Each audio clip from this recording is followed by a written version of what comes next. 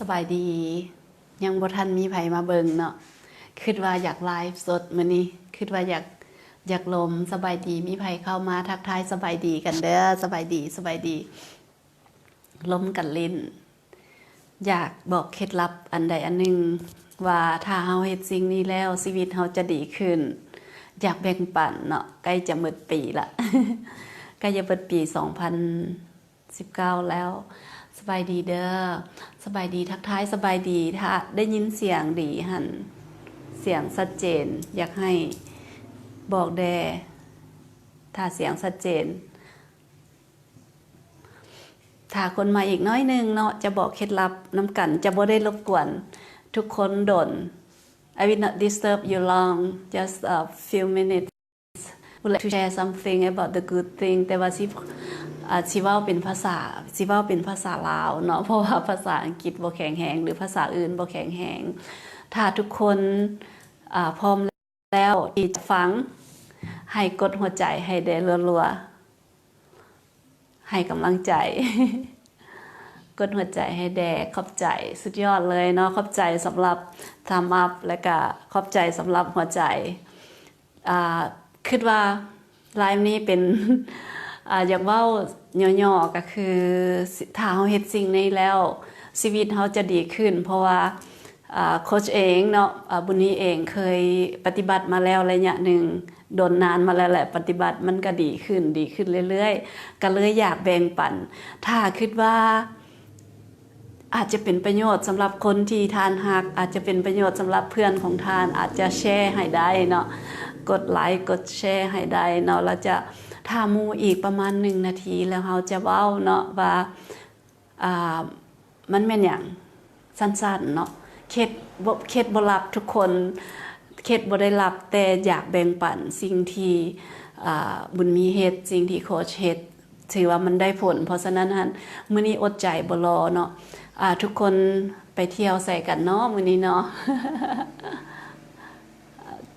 โอเคผ่านไปตอนนี้มีคนเข้ามาประมาณ11 คนสบายดีย้อนหลังคนที่จะมาฟัง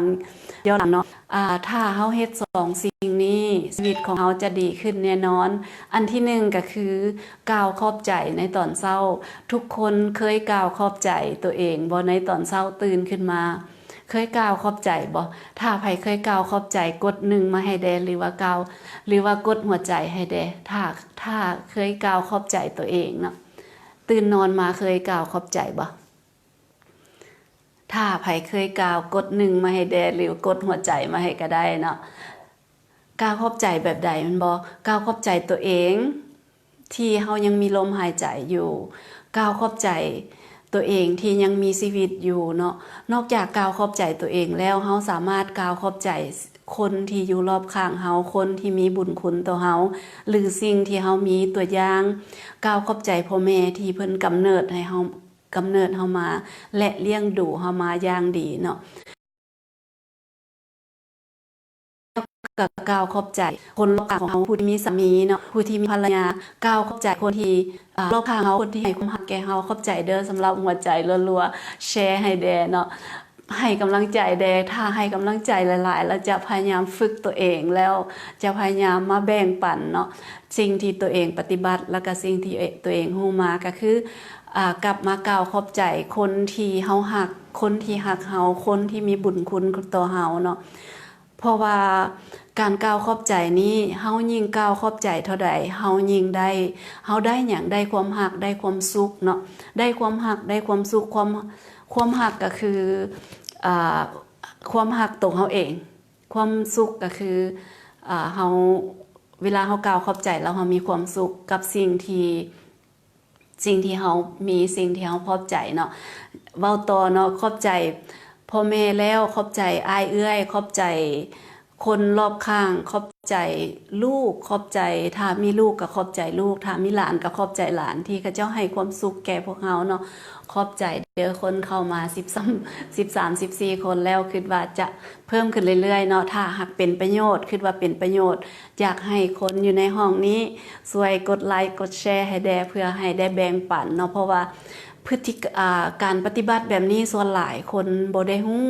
ค คนบ่ได้เฮ็ดก็เลยว่าคิดว่ามันเป็นเรื่องแปลกแต่แท้จริงการกล่าวขอบใจในตอนเช้าหั่นเวลาที่จิตเฮาบริสุทธิ์น่ะเฮายิ่งจะได้สิ่งที่เฮาขอบใจนั่นแหละ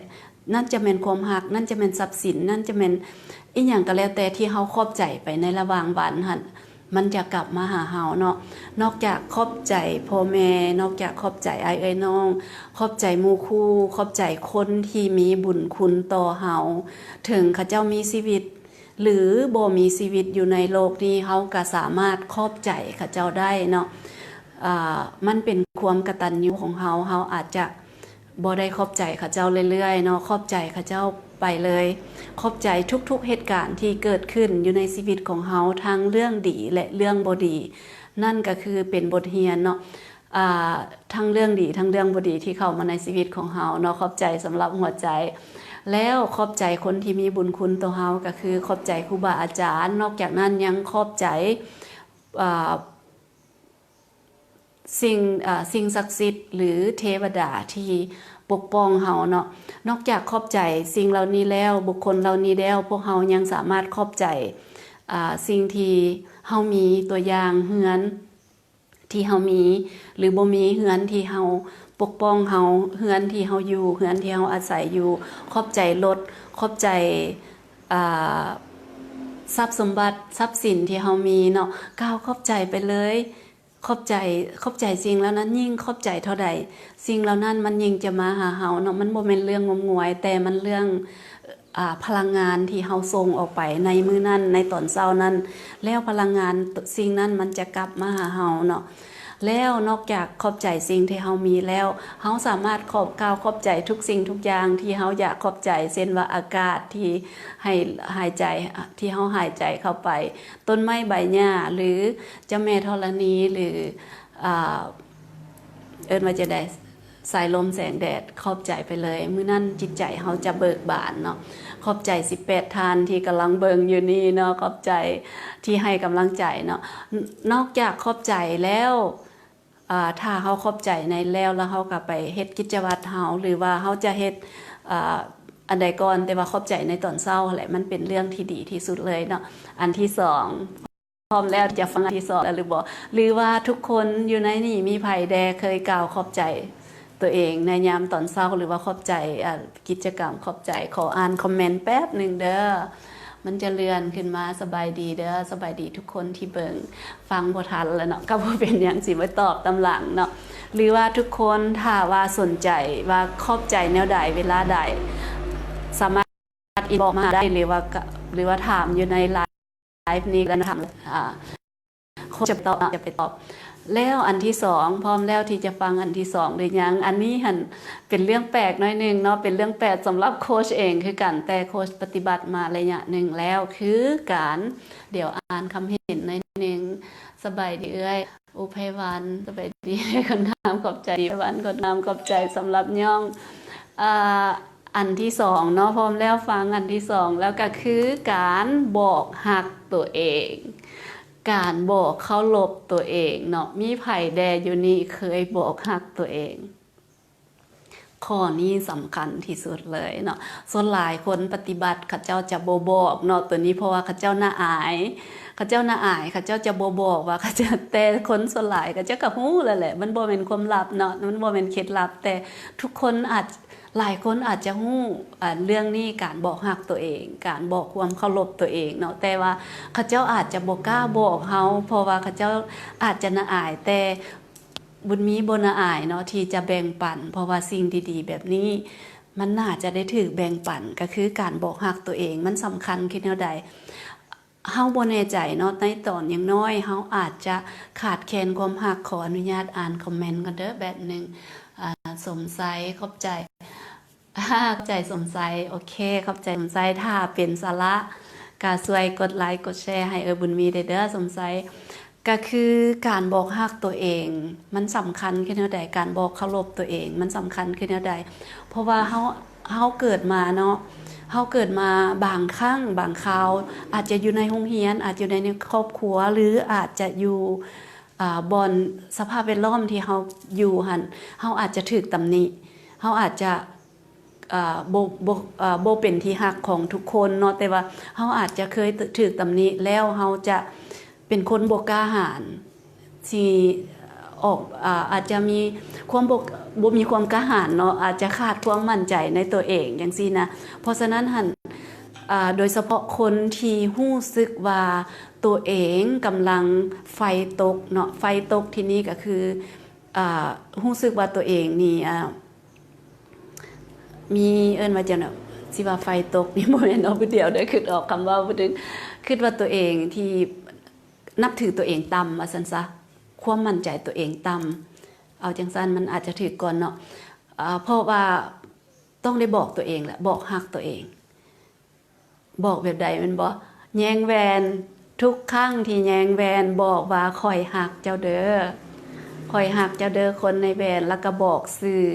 ตัวอย่างข้อยฮักเจ้าเด้อบุญมีข้อยเคารพเจ้าเด้อบอกเรื่อยๆบอกเรื่อยๆเพราะว่าคนทำอิฐที่ได้ยินถ้าเฮาบ่เคยถูกบอกฮักถ้าเฮาอกหักซ้ำๆถ้าเฮากำลังอกหักอยู่อย่าให้กลับมาเบิ่งเฮาให้กลับมาบอกฮักเฮาแล้วคนที่เฮาฮักหรือว่าคนที่ทิมเฮาไปบอกเรื่อยๆบ่แม่นบอกครั้งเดียวละเซามื้อนึงให้บอกไปเลย5ครั้ง10ครั้ง50ครั้งก็บอกไปเลยเนาะบอกฮักทุกๆครั้งบอกฮักแล้วก็บอกเขาเคารพนับถือเวลาที่เฮานับถือเฮาเองเวลาที่เฮาฮักเฮาเองมันบ่ยากที่จะคนอื่นจะบ่ฮักเฮาก็ทำใจได้เพราะเฮาฮักตัวเองเฮาจะรู้สึกมั่นใจขึ้นเฮาจะรู้สึกมีค่าขึ้นถ้าเฮารู้สึกว่าบ่มีค่าอยู่จุดที่เฮาอยู่เฮาบอกฮักตัวเองบอกความเคารพตัวเองมันจะได้ผลเนาะเพราะฉะนั้นหั่นคนทำอิฐที่ได้ยินเวลาเฮาบอกฮักก็คือเฮาเองคนทำอิฐที่เชื่อมั่นตัวเองก็คือเฮาเองถ้าเฮาบ่บอกฮักเฮาเองหรือว่าเฮาบ่ฮู้ดอกว่าเฮาเคยแต่บอกฮักคนอื่นเนาะแต่เฮาลืมบอกฮักตัวเองหลายครั้งที่เฮาลืมบอกฮักตัวเองนั่นแหละมันเฮ็ดให้ว่าจังได๋ว่ามันเฮ็ดให้เฮาบางครั้งเฮาเห็นคนอื่นมีค่าก่อนเฮาบางครั้งแม่นเฮาคนอื่นมีค่าสำหรับเฮาแต่เฮาก็ยินดีนำเขาเจ้าแต่การที่เฮ็ดให้เฮามีค่าการที่เฮ็ดให้เฮามีความรักอยู่ในใจการที่ภูมิใจในสิ่งที่เฮามีการที่เอิ้นว่าจังได๋ว่าขอบใจสิ่งที่เฮามีนั่นแหละเป็นสิ่งที่เฮ็ดให้เฮามีกำลังใจหลายกว่าคนอื่นเฮ็ดให้เฮาบ่จำเป็นว่าถ้าคนอื่นถ้าเฮาเฮ็ดให้คนอื่นแล้วเขาขอบใจเฮาจังค่อยภูมิใจบ่เฮาเฮ็ดหยังเฮาฉลองความสำเร็จไปเลยเฮาขอบใจเฮาแล้วเฮาก็บอกฮักเฮาเองไปเลยเนาะเดี๋ยวมื้อนี้เว้า2ข้อสั้นๆไปก่อนเนาะบ่รบกวนทุกคนถ้าคิดว่าไลฟ์นี้หากมันเป็นประโยชน์สำหรับคนที่ทานฮักช่วยกดไลค์กดแชร์ไปให้ทานที่ไปให้คนที่ทานฮักเด้อเพื่อจะได้ทั้งสนับสนุนและก็เป็นกำลังใจให้บุญมีออกมาไลฟ์อีกครั้งต่อไปเนาะเจอกันในครั้งต่อไปถ้ามีคนอยู่ในนี่อยู่แขวงหลวงพระบางเนาะ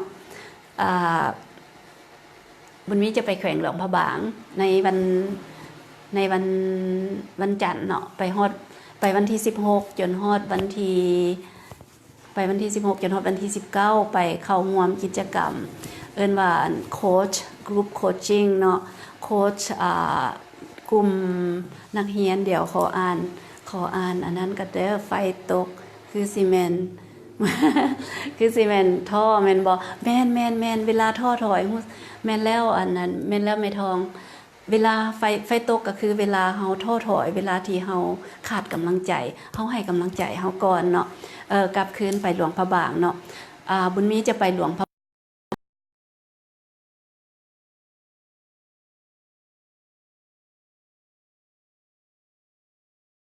ถ้าอยู่ห้านบุญมีจะทุกคนเนาะให้ไปเจอกันเนาะถ้ามาแล้วบุญมีจะมีของขวัญให้โอเคขอบใจไลฟ์นี้จบแล้วฮักทุกคนเด้อโชคดีขอบใจ หักทุกคนเดี๋ยวตอบคอมเมนต์น้ำหลังขอบใจโชคดี